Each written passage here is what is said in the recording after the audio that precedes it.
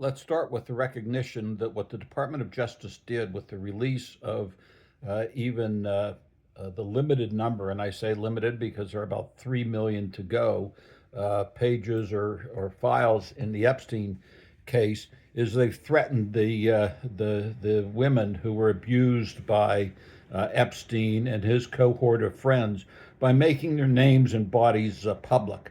What it's saying is, if you're not careful, we're going to do worse to you.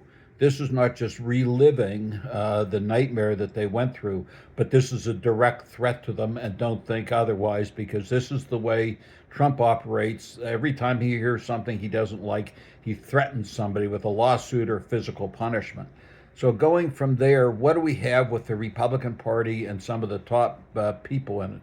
We either have pedophiles, voyeurs, or co-conspirators to cover up what has gone on. And the point of this is not just to condemn them for Epstein, but it's condemning them for the way they want to operate their lives and the example that they're setting for our children and future generations, as if to say these scum are permitted to lead this country and set themselves as examples, even though we all know better. Starting in 2005, Epstein was being investigated by the Southern District of Florida and the FBI. Alexander Acosta was the assistant U.S. attorney in Florida, the U.S. attorney who gave Epstein a sweetheart deal, notwithstanding multiple complaints of underage girls and photographs of underage girls with Epstein, and they gave him a sweetheart deal to plead guilty at that time, but he was a registered sex offender. So since then, we have Donald Trump, Melania Trump, Howard Lutnick, Bill Gates,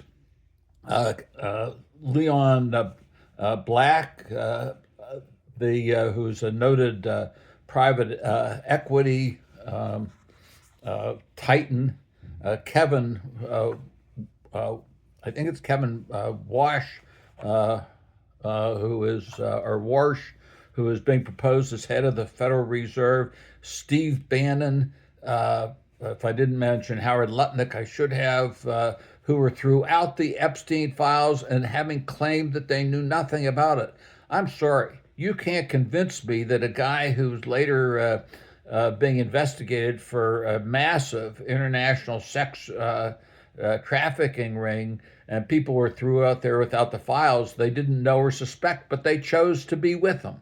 So either they participated in it, or like I think Todd Blanche and Pam Bondi now seem to be enthralled with it, and maybe they're voyeurs because they like to look at the pictures and read about it, but not tell the rest of us about it.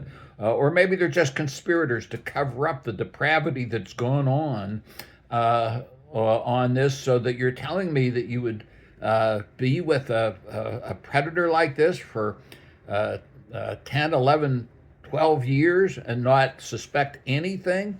Remember, it was Howard Lutnick that said all he had to do was be at one dinner and he thought the guy was so depraved that he wouldn't go back. It turns out Lutnick was lying, but that's what he said. We know that Trump's wife at the time, I don't remember which one, I'm not being facetious with that, thought that he was so creepy she was warning Trump about it, and people at Mar-a-Lago, and she was ignored. So that these are people that should be not only above reproach, but I understand people make errors. But 12 years of errors, 12 years of judgment. So it's not just about Epstein, but it's how they're being bought and how they have no principles. So if they have no principles in this area, what principles can you expect them to have in any other?